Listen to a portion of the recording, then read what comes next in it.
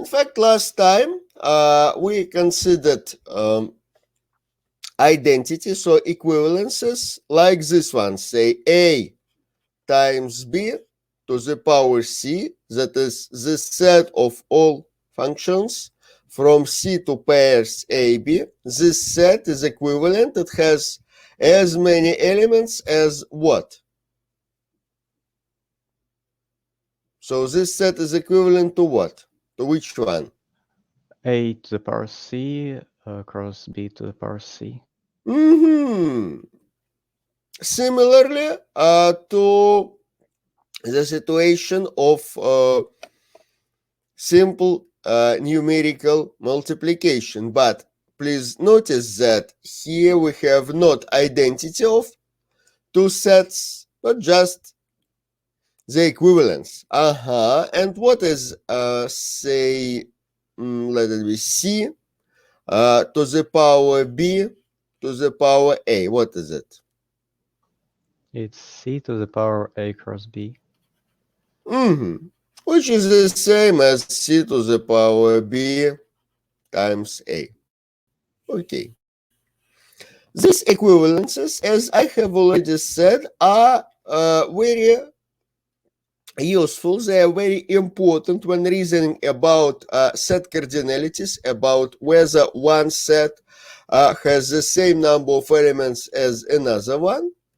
But now we shall consider some more facts of the same kind, that is that deal with set cardinalities with equivalent sets.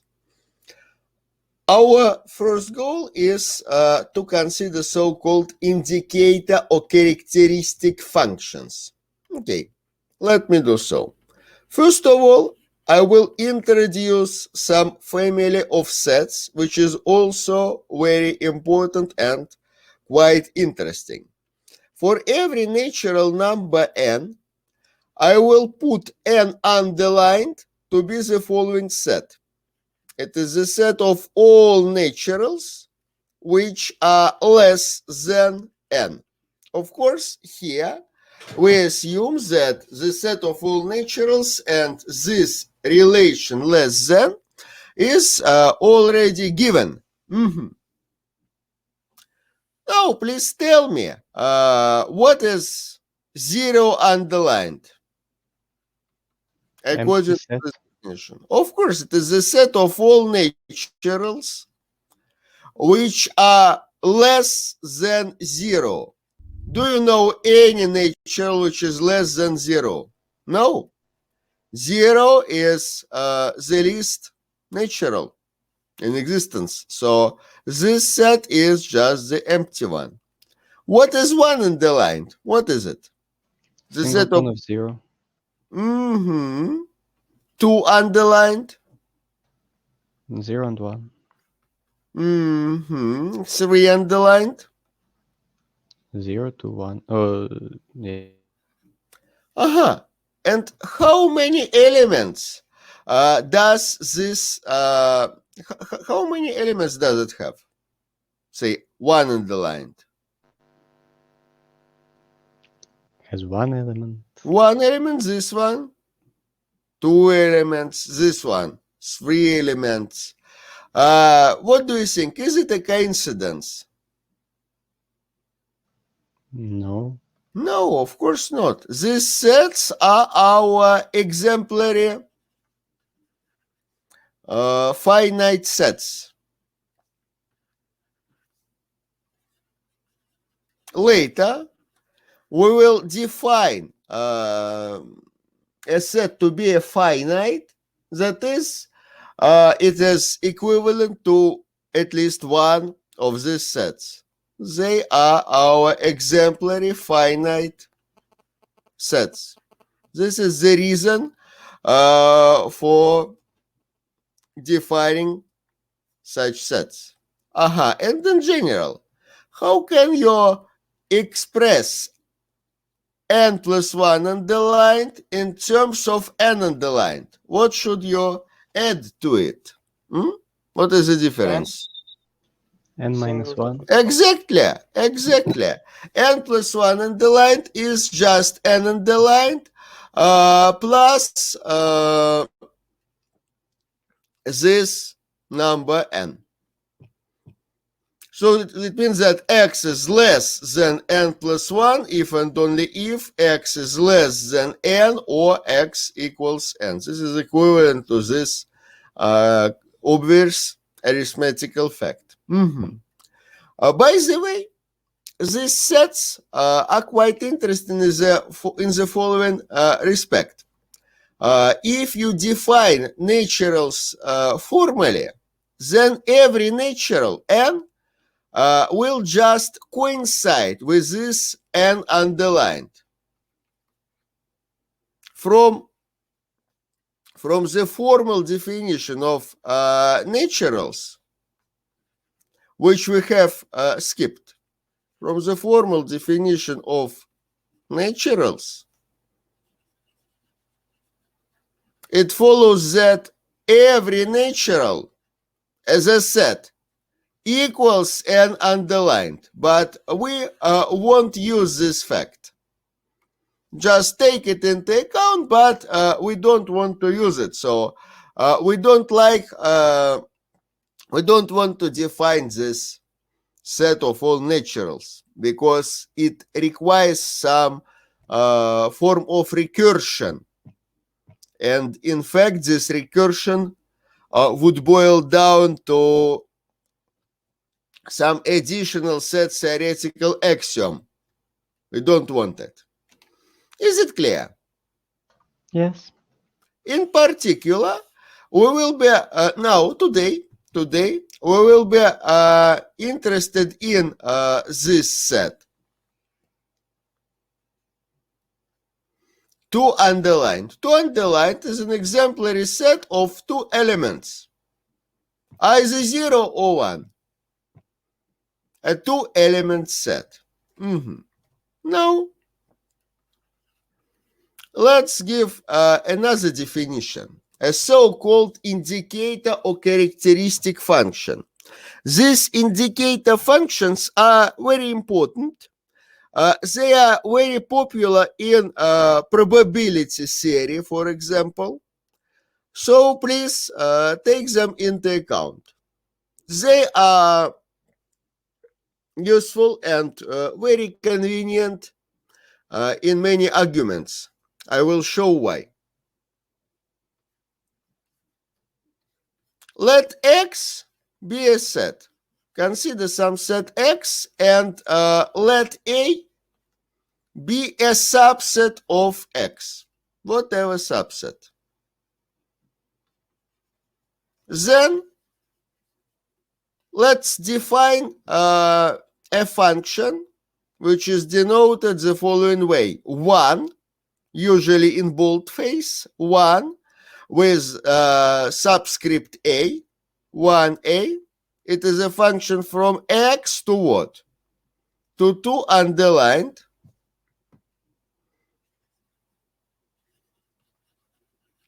We will define it by the following equation. For every n from X, this indicator function of n equals 1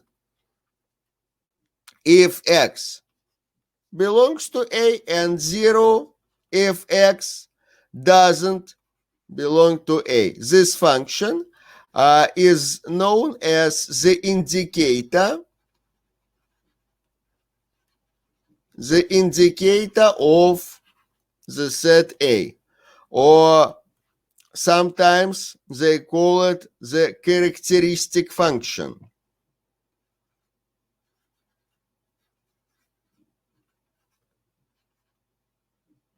Characteristic function.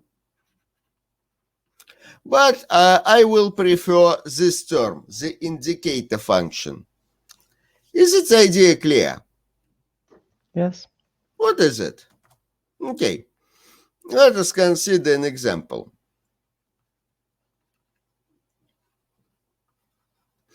Assume that X is a set of all real numbers. Assume that A is, I don't know, a segment from 1 to 2, a closed segment. Can we can we plot a graph for this function? What is a graph for indicator function, for the indicator function of this set A? How can one plot a graph for it?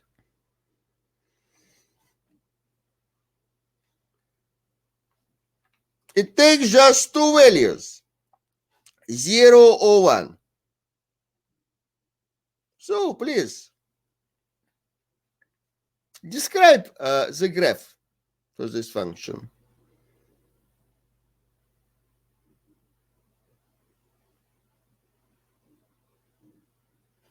What do you think? Which points are critical? Which points are most interesting for this graph, for this function? Points 1 and 2. Surely. What are the values at these points? 1. 1. And in between them? 0. Really? If a point belongs to this segment, then there also. We will do 1. And everywhere else, the function equals 0. Is it clear? Yes. Another example. Assume that we are considering not A but B. B is now an open segment or interval, as we tend to say in Russia, an open interval between 1 and 2. What will change?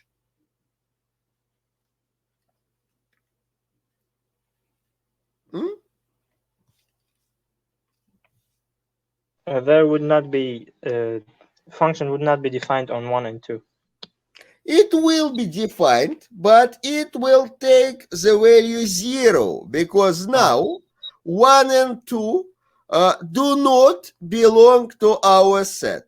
They just do not belong to our set. And here we will have 1 strictly between these 2 points. Is it clear? Yes. But it is not necessary that our function, our set is a segment, whether open or closed or else. You can consider, say, the set of all naturals. You can take all naturals for our set.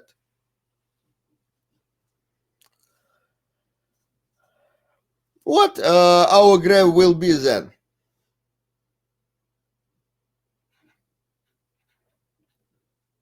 At 0, we will have what? Is 0 a natural? Of course it is. What is the value at 1? 1. 1 at 2, 2 at 3, 1 at 3, 1 at 4, 1 at 5, 1 at every natural, it is 1, but everywhere else, at every point which is not a natural number, our function will take the value 0. Is it clear? Yes. So, it is an indicator function. This indicator function, in fact, it indicates whether our point n, of course not x, probably here lies the problem in understanding. Our argument n belongs to A. If it belongs to A, then our function returns 1. If it doesn't, it returns 0. And anyway, our function is from some fixed universe X to 2 underlined. Is it clear?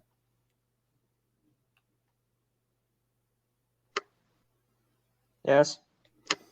What do you think? Is it true that this function entirely defines, fully describes our subset A? It contains all the information available about this A. What do you think?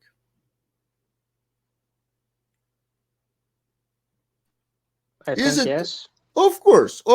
This function, in fact, characterizes our set A fully. It tells everything. In mathematics, we can express this idea by the following lemma.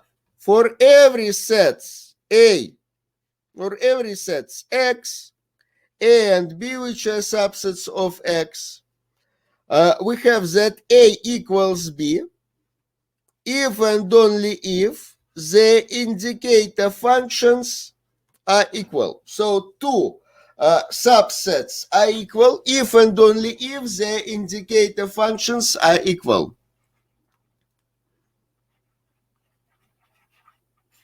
Is it clear?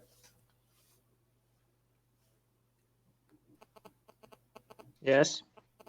Okay, now let us check it. From the left to the right. Assume that we know that A equals B. Is it clear that then, okay, assume that A equals B. Then for every n from X, we have that 1A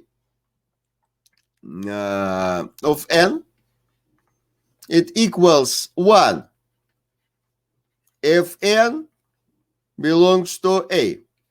It equals 0 if n belongs to B. Clearly, we can simply make a reference to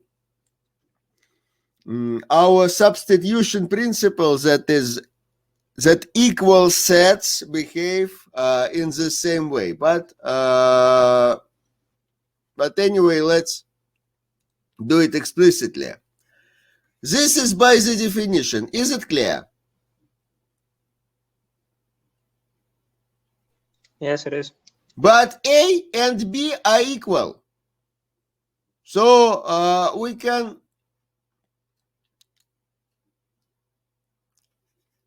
replace A by B. Why? Because A and B are equal.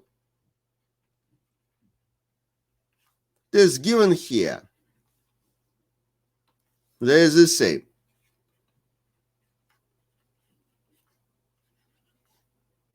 Oh, it is the value of our function 1b of n. Is it clear?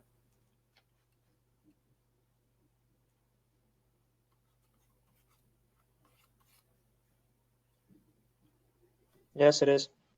And now vice versa.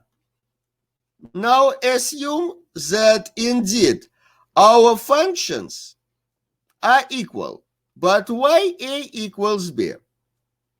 Okay. It is quite easy to prove. Assume that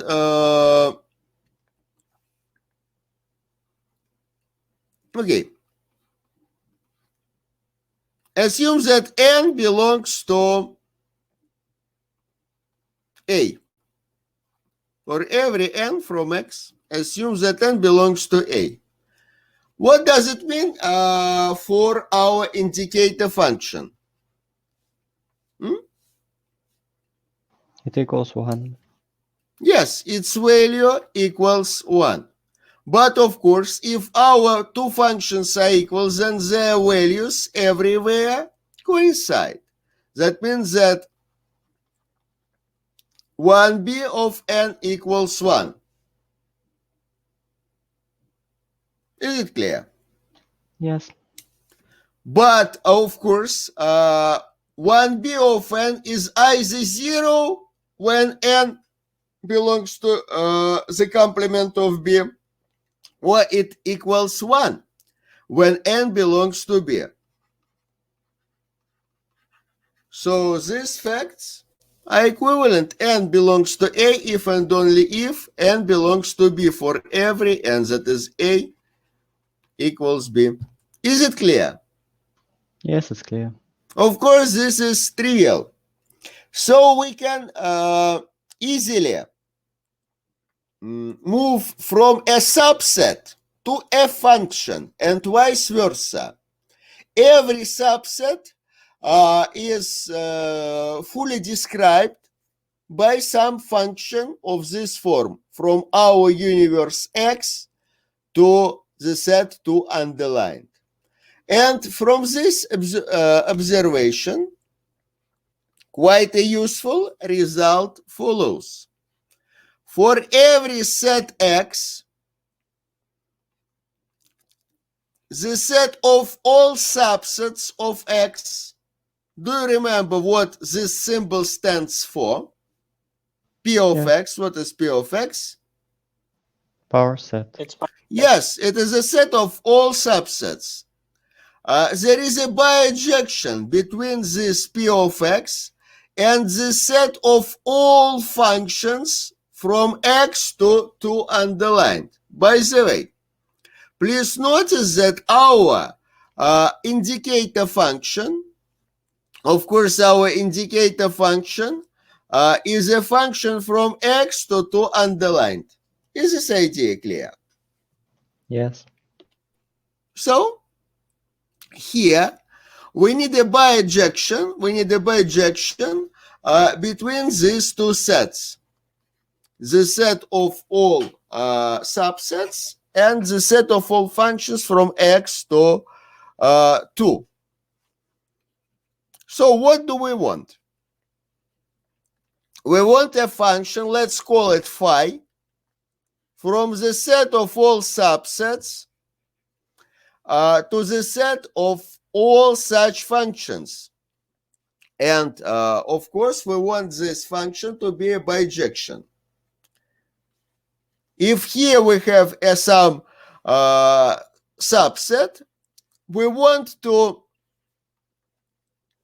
put a function of this form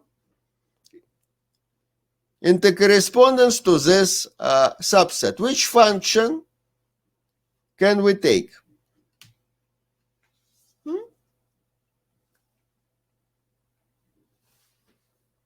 Isn't it obvious? an indicator function. Of course. We have to take our indicator function. So, now we define our phi the following way. Let phi of A be this function for every A. What should we do next?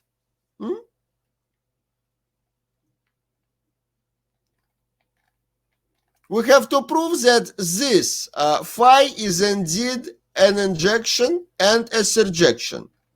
Is it clear?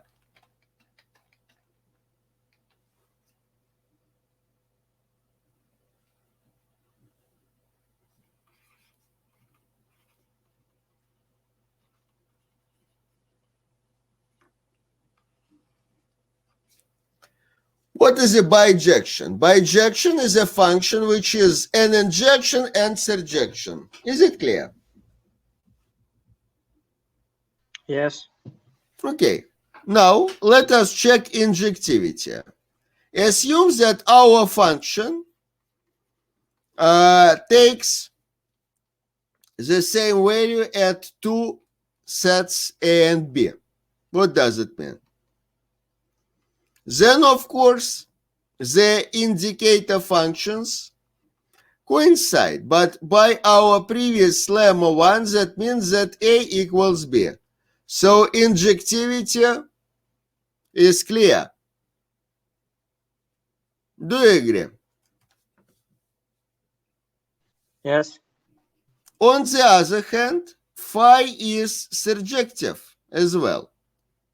What should we prove? Assume that some h is a function from x to 2. It is a function that takes no more than two values, either 1 or 2.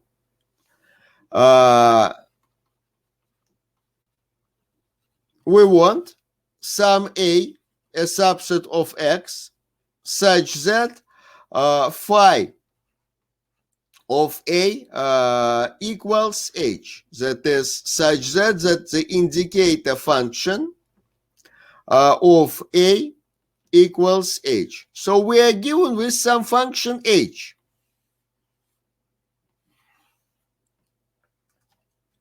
Let me make a drawing. We are given with some h. This h somewhere, it takes just two values, either 0 or 1. It takes just two values. Somewhere at x, it takes value 0. And somewhere, it takes value 1. What should we do?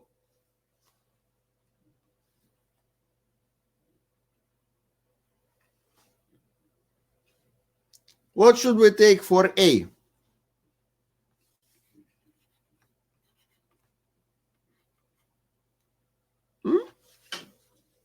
Two underlined. Really? A must be a subset of x.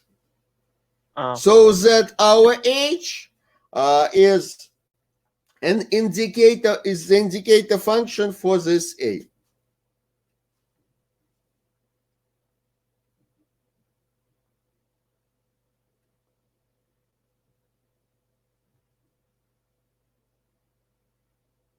Is it that hard?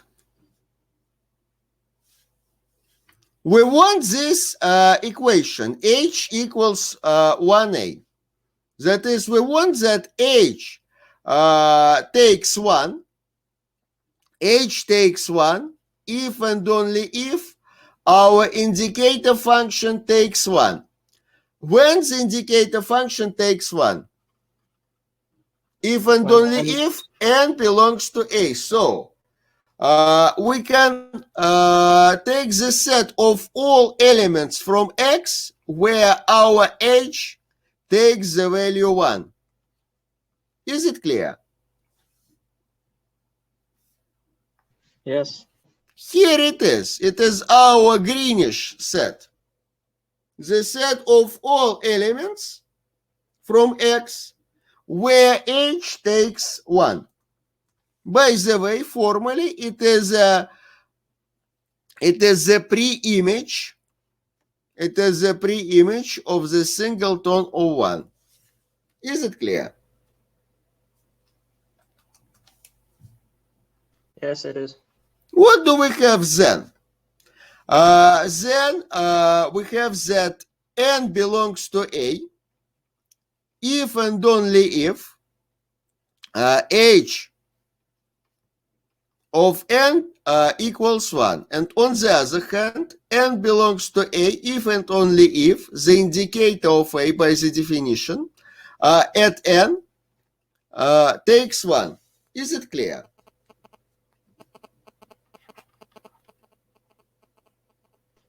Yes. So now we see that these two functions, h and the indicator of 1, take the value 1 simultaneously. But what about the value 0? Is it true that they take it simultaneously?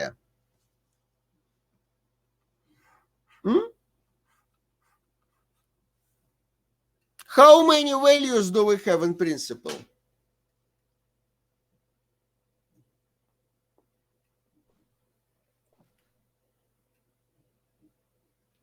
How many values are possible here? 2. Just two values. So everywhere where it is not 1, it is 0.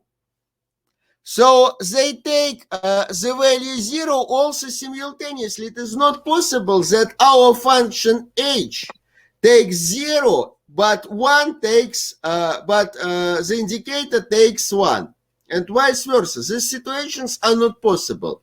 If they take value 1 simultaneously, then they take value 0 simultaneously as well, because there are just two values. So for every n, h of n takes the same value as our indicator of n. That is, by the function equality criterion, that means that h equals this indicator. That is, h equals phi of a, which was required. Is it clear? Yes, it is. The only idea of this argument is as follows. Every function h which takes just two values is a characteristic or indicator function for some set. For which one? Exactly for the set of all points where it takes value 1. Is it clear? Yes, it is. So we have proved the following interesting fact. It appears that the set of all subsets for every set, for whatever x, it doesn't matter whether it is finite or infinite or whatever, the set of all subsets is equivalent to the set of all functions of this form. By the way, this explains a common practice when they use this symbol 2 to the power x to denote the power set, the set of all subsets. Is it clear? Yes. And now let us see some practical applications for this indicator function. Let us see some practical applications. Well, let's better call it lemma.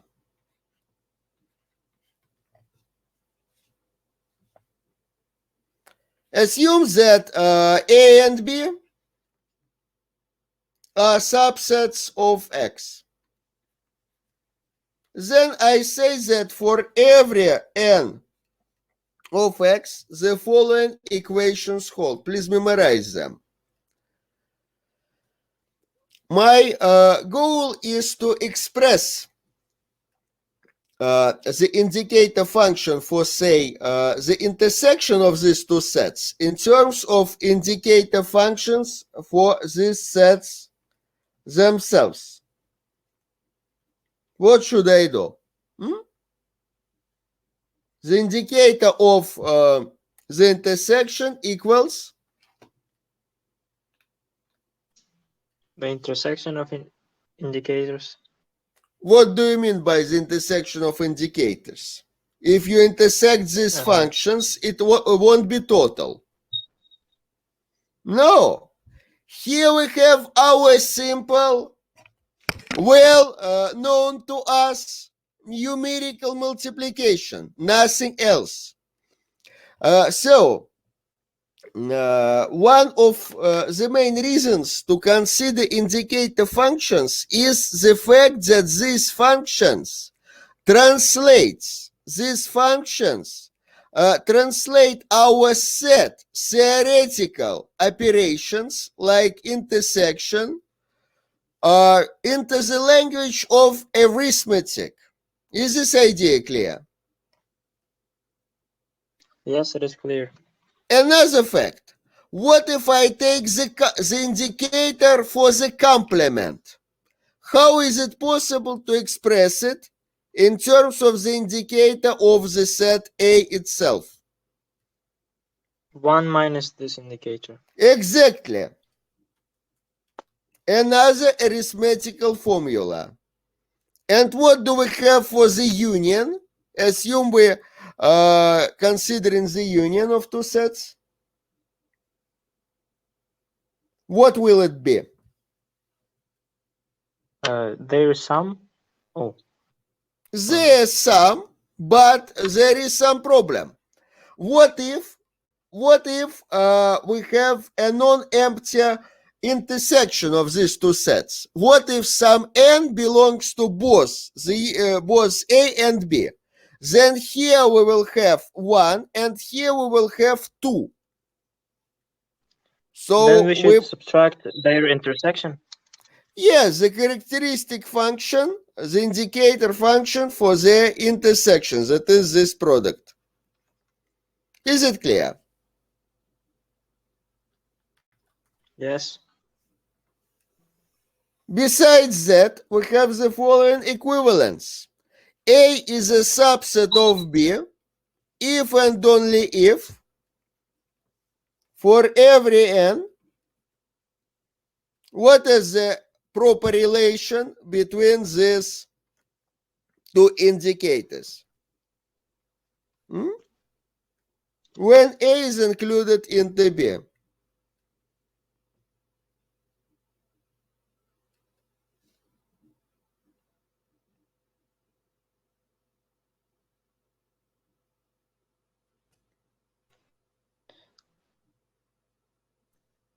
Less or equal. Then the indicator of A is just less or equal than the indicator of B, nothing else. Is it clear? So our set inclusion gets being translated into our less or equal numerical relation. Is it clear? Yes, it is. How is it possible to prove these facts? Okay, let's do it. It is quite clear. In fact, the main idea is to consider various cases. I will prove just one of these equations at your choice.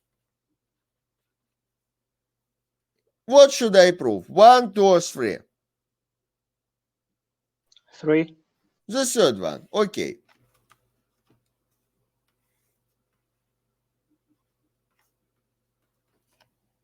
I want to prove that their values are the same. But we know that there are just two values, 1 or 0. So it suffices to prove that they takes value 1 simultaneously. It suffices to prove that for every n from x, the left-hand side, it is the left-hand side, while this one is the right-hand side. The left-hand side takes value 1 if and only if the right-hand side takes value 1. Is it clear? If they are 1 simultaneously, then they are 0 simultaneously as well, because there are just two values, and it is not possible that one takes value 1 while the other one takes value 0. Is it clear? Yes, it is. And now we will consider all possible cases. There are 4 logically possible cases. I will depict these cases in Euler's diagrams, while of course Euler's diagrams are not necessary. Okay, the first case. What if n belongs to A and n belongs to B? The first case. This first case, of course, corresponds to this area, the intersection. Is it clear?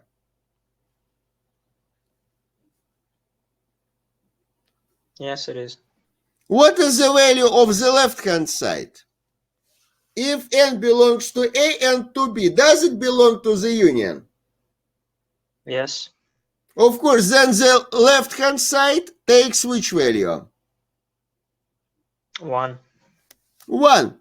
It takes value 1. But what should one say about the right-hand side? 1a of n equals what? 1. 1. 1b of n equals what? 1. 1. So here we have this thing. Do some arithmetic. So what is it? It's 1. It is 1, they equal. Is it clear? Yes. The second case, n belongs to A, yet n does not belong to B. Here it is. It is A minus B. Here it is. Then the left-hand side equals what? It equals to 1. It equals to 1 because, of course, this area belongs to, is a subset of the union. If it belongs to A, then it belongs to the union. It is quite clear. So the left-hand side is 1. But what can one say about the right-hand side? Here we have 1 plus what? Plus 0 minus 1 multiplied by 0. What is it? It's 1. 1. They equal again. The third case. What is the third case? Now n doesn't belong to A, but it does belong to B. So the third case is here. B minus A. What is the value for the left-hand side? It's 1 also. And what about the right-hand side? Let us see. It's 1. Here we have 0 for the first summand and 1 for the second one. It is 0 plus 1 minus 0 multiplied by 1. It is 1. They are equal again. Is it clear?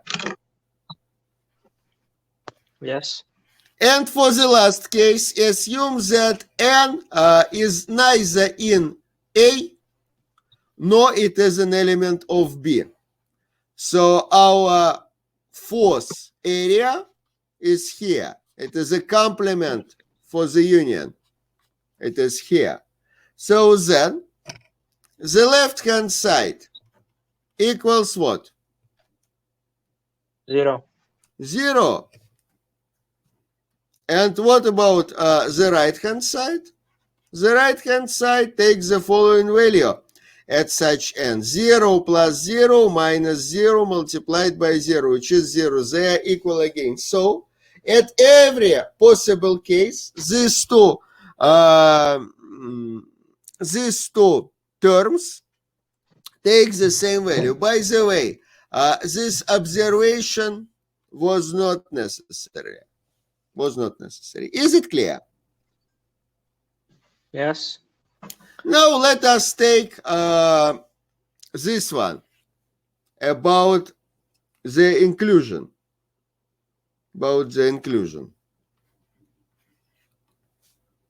I want to prove that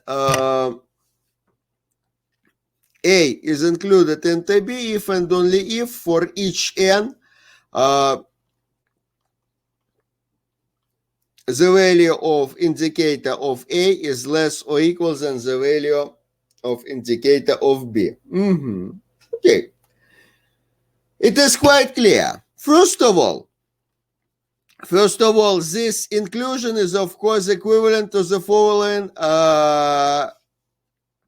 identity. Their union, or better, their intersection equals what? A.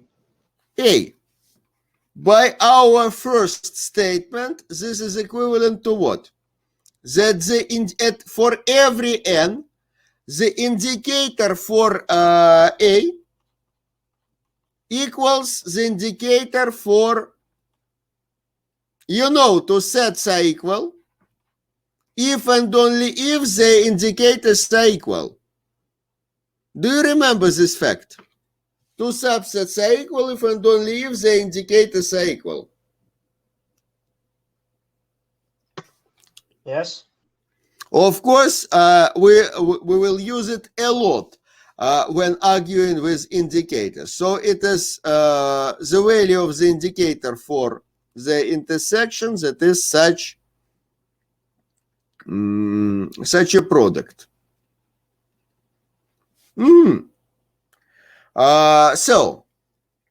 But now let us consider this equation.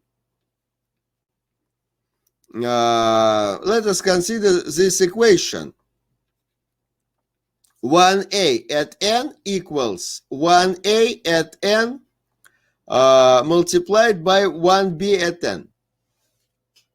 Thinking arithmetically, it is equivalent to what? When is it possible? There are two cases.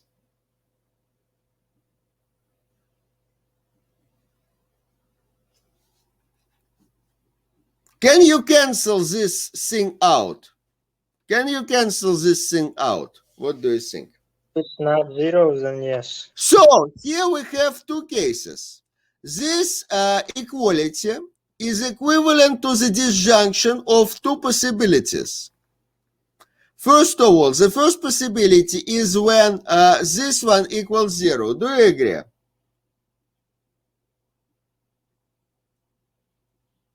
Yes. And another possibility when it is not 0. And if it is not 0, it is what? We have just two values. It's 1. It is It's 1. 1 then. And another indicator is 1 as well. Do you agree? Yes. But clearly, if 1a of n is 0, then this value, which is 0, is less or equal than 0. 0 is less or equal than 0, and it is less or equal than 1. Do you agree?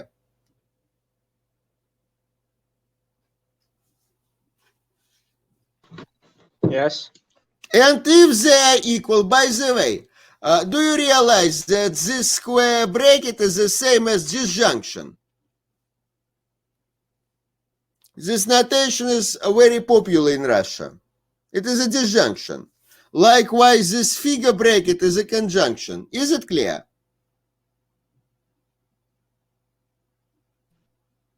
Yes. So we have a disjunction of two identical possibilities, which is logically equivalent to our required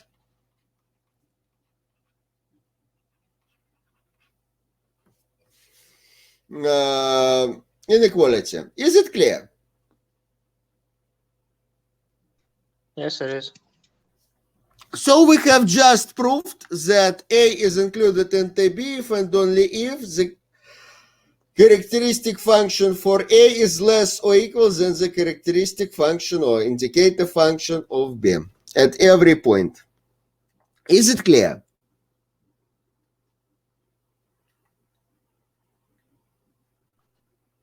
Yes, it is.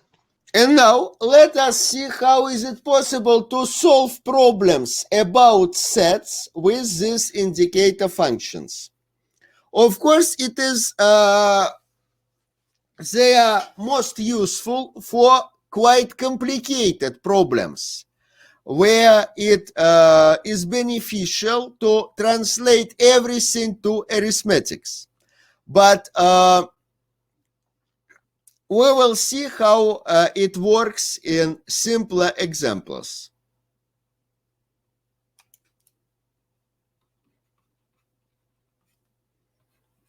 Let us, for example, prove one of the De Morgan's laws. Assume that A and B are subsets of some X, some universe X. And we want to prove that, say, the complement of the union of these two things equals the intersection the intersection of their complements. Is it clear? It is one of De Morgan's laws. Is it clear?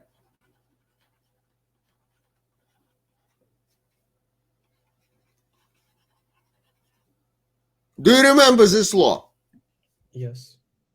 Now we will obtain it in purely arithmetical way.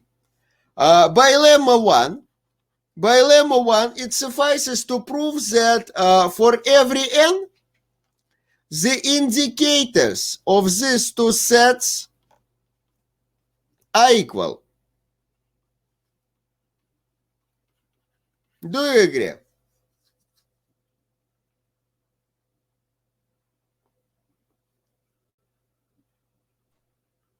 Yes. And now let us see what we have for these indicators. By the way, I can cancel this n out because it won't change throughout my proof. At every point n, the value for this indicator is what? It is 1 minus the value of the indicator of the union at the same point n. I will skip it for the sake of brevity. Is it clear? 1 minus the indicator of A. Yes. And for the complement of the union, I have this thing. So it is 1 minus the indicator of A plus the indicator of B minus the product of these two indicators. Do you agree?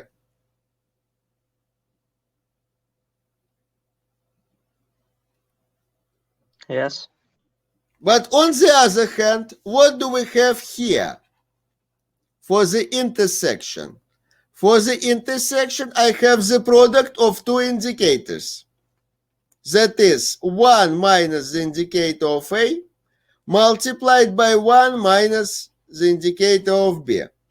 I can open these brackets to obtain what? 1 minus what? Open the brackets. 1 minus the indicator of A. 1 of A minus indicator of B plus in the product of their indicators. But clearly it is the same. Is it clear? Yes. So you can easily translate a problem about sets into a problem about numbers.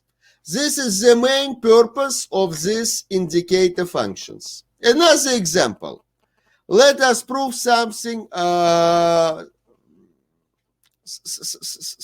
something harder, some harder problem. Let us prove that if the intersection of, say, A and B, the intersection of A and B equals their union, then A equals B. How is it possible to do so? As usual, we are translating this problem to a problem about indicator functions. It is given that the indicators are equal, and it is required to prove that the indicators of A and B equal to each other as well. Is it clear?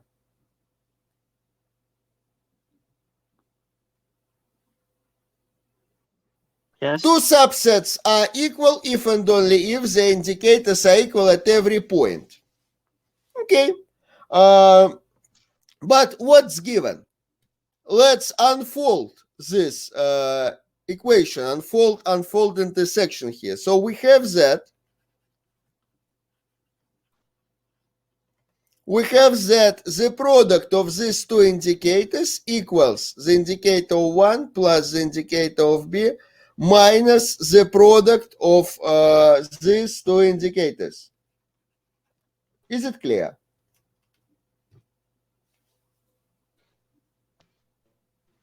Yes, it is. What should we do? We can subtract this product from the both sides. Do you agree? Yes. Doesn't this right-hand side look familiar? It's look like what? X plus y minus twice xy.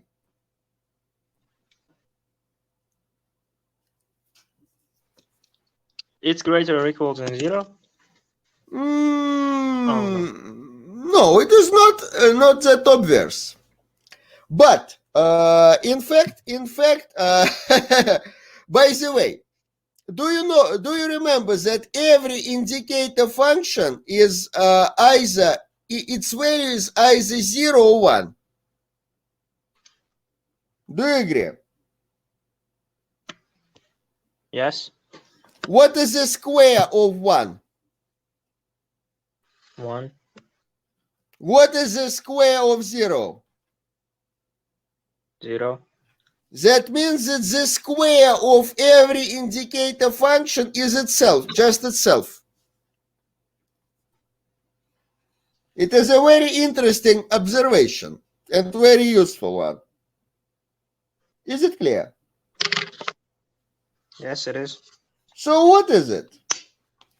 It is just the square of this indicator's value plus such a square minus twice their product.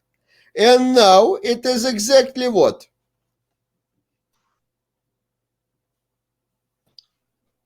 It's indicator of A minus indicator of B square. It is the difference of these two indicators squared. Aha! And now I see that 0 equals some square. What does it mean? We are doing purely arithmetical reasoning. What does it mean? Some square equals 0. Then the number The is 0. difference is 0. That is, this indicator equals this one. QED, quadrant demonstrandum. We were required to prove just that the indicators are equal. Is it clear? Yes, it is. So when using indicator functions, you can replace set theoretical arguments by purely arithmetical ones. In many cases, it is very beneficial, and it is especially useful to use indicators in combinatorics when our sets are finite. As an observation, we can make the following one. It strictly speaking, it is not a part of our course here because we haven't yet defined finite sets, but intuitively it is quite clear. If A is a subset of X and A is finite and A is finite and A is finite, then the number of elements in A equals what?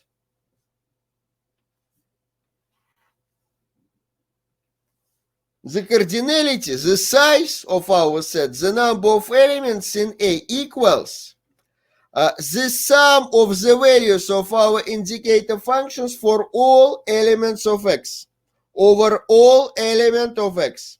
Is it clear? Yes, it is. Here we will have as many unities, as many ones is in this sum, as we have such elements from X which belong to A. Is it clear? For example, this very observation is the base for one of the proofs of the well-known inclusion-exclusion principle. Have you heard of this principle? It is one of the most basic combinatorial facts.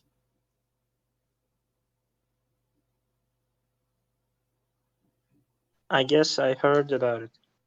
Yeah, we will consider this principle in more detail in the next semester, where we will study combinatorics, the basics, the elements of combinatorics. But my idea is to show you that all combinatorics is based on the set theory. And these indicator functions are very useful tool. Please do not forget about them. Is it clear? Yes.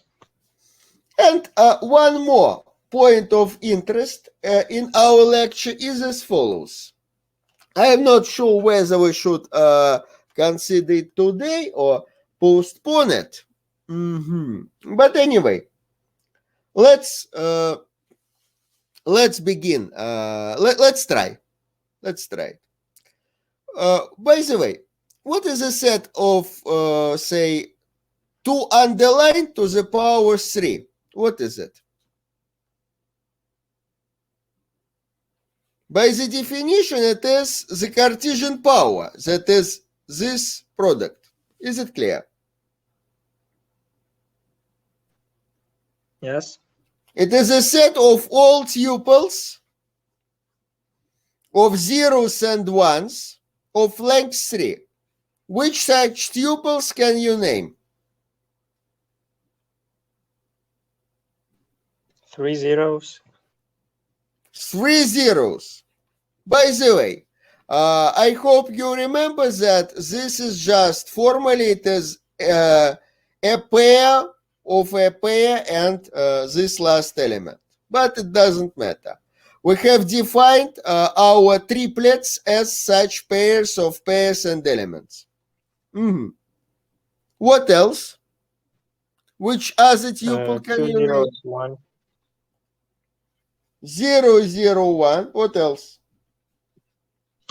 0, 0, 1, 1, 0, 0, 1, 1. By the way, how many of them do you have? 8. 8. 2 to the power 3. What else? 2 to the power 3, of course.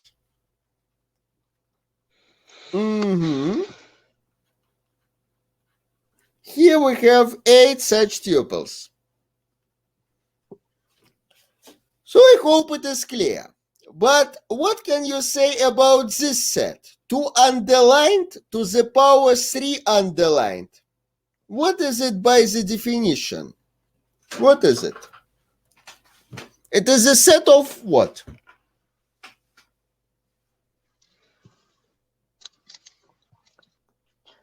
The set of functions from 3 underlined to 2 underlined. Surely. It is a set of all functions from 3 underlined to 2 underlined. But can you name any such function? You know, it must be a function from 3 underlined to 2 underlined. So here we have 0, 1, and 2 as arguments. And here we have 0 and 1 as possible values. Which functions are possible? For example, we can map 0 to 1, 1 to where to? Please choose. 1, we map 1 to 0. To 0. And what about 2? To 1. To 1. This is one of our possible functions. So this function, let's write down the system of equations defining it. F of 0 equals 1, f of 1 equals 0, f of 2 equals 1. And as a set, this function, you know, every function is a set of pairs. Argument value, argument value, argument value.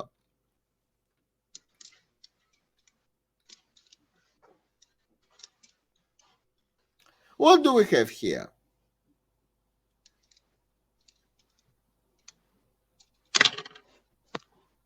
Which pairs of argument and value do we have? 0, 1. 0, of course, 0, 1. What else? 1, 1, 0. 1, 0, And 2, 1. And 2, 1. Interesting. By the way, let's consider the following thing. The tuple of its values, exactly this one, f of 0, f of 1, f of 2. It is a tuple. Which one?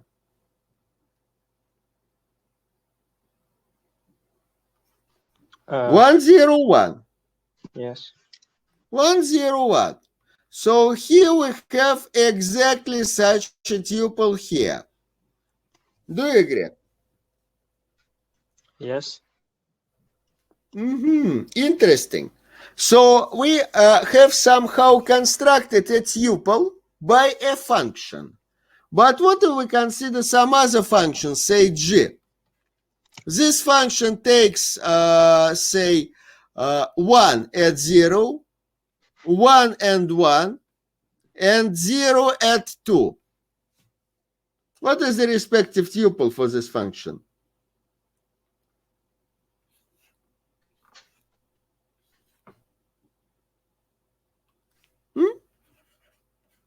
What is the tuple of g of 0, g of 1, g of 2? Is 1, 1, 0. 1, 1, 0. Interesting. And on the other hand, what if we begin with a tuple? Which tuple do you like?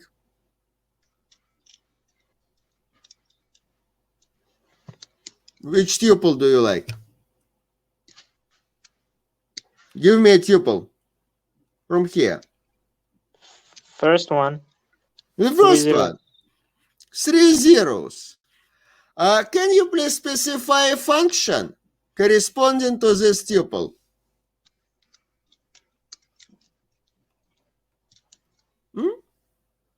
Which function is such a function that this tuple is a tuple of its values? 1, 0, 1, 0, 1, 0. 3 pairs. No, this function h must map 0 to 0, 1 to 0, and 2 to 0. Is it clear? Yes.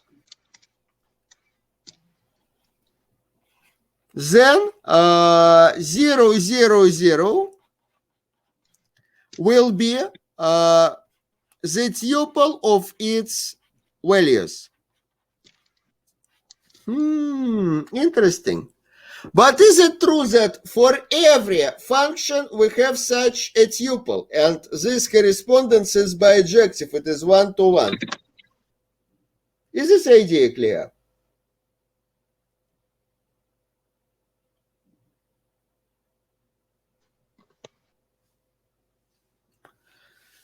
Okay, probably we have some abstract thinking problem, but abstract thinking is mathematical thinking, which is the topic of our course. So please try to develop your abstract thinking skills.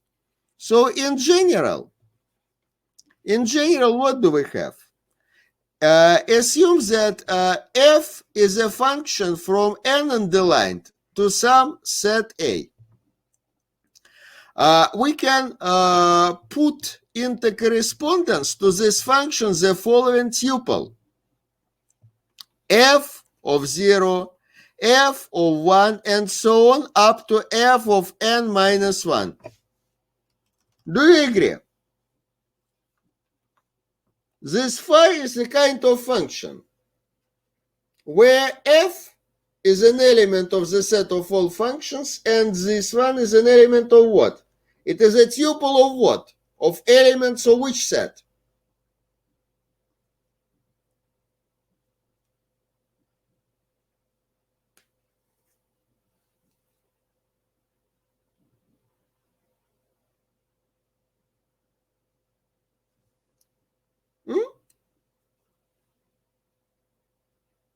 F of 0 belongs to which set?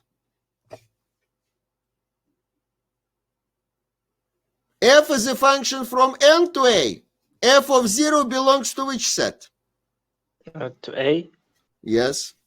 F of 1 belongs to which set? A also. F of 2 to A, and so on. So what can you say about this tuple? It is an element of what? A to the degree of n. Exactly. So what do we have? We have a function phi, which takes a function from n underline to a and maps it into a tuple of its values. Is it clear? Yes. And clearly this phi is injective. This phi is injective. Why is it injective? It is quite clear. If assume that phi of f equals phi of g, then that means that this tuple equals this one, g of 0, g of n, and so on up to g n minus 1. If two tuples are equal, then their respective coordinates. What if we apply tuple identity, tuple equality criterion? When two tuples are equal? When their respective their respective coordinates are equal. That is, for every I less than n, the i's coordinate of this tuple equals the i's coordinate of this one. That is, f of I equals g of I for every number from 0 to n minus 1. Is it clear? Yes. But we know that both f and g are functions from n underlined to a. And we see that these functions, their values are equal at every respective point. So by the function equality criterion, that means that f equals g. Is it clear? Yes, it is. And of course, our phi is surjective. Our phi is surjective. So assume that we have some tuple. Assume that we have some tuple a 0 and so on, a n minus 1. This tuple belongs to a to the power n. I want a function from n underlined to a such that phi of this function equals our tuple. It is very easy to define such a function. We'll define it by a set of equations. Which one? We will take, put f of 0 to be equal to what?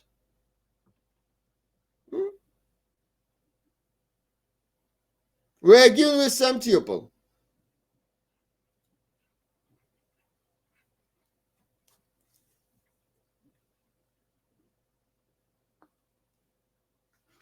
Ladies and gentlemen, is it that hard?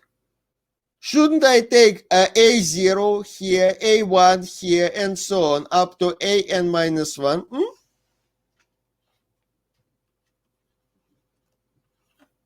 Then phi of f equals what?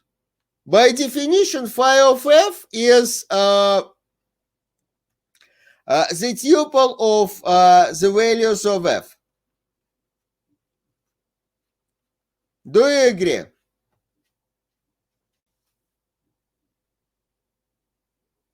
Yes. So what is it? According to our equations, it is just such a tuple as required. Is it clear? Yes, it is. Please notice this fact. It is very important. We have just constructed a bijection. We have just constructed a bijection between the set of all functions over finite domain from n underlined to a to the set of all ordered tuples of elements of a. The main idea here is very simple.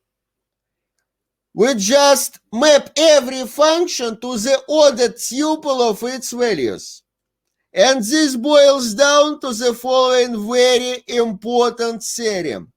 It is easy yet very important. For every set A, whatever, for every natural number n, we have a bijection between the set of all functions defined over n overlined and the set of all ordered tuples of elements from A of length n. Is it clear?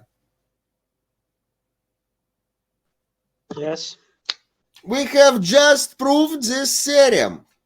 This theorem is easier but very important. It is routinely used in combinatorial arguments. Whenever you have a function defined over 1, 2, 3, or n elements, you can replace this function by a tuple of its values. Is it clear? Yes, it is. Do you have any questions?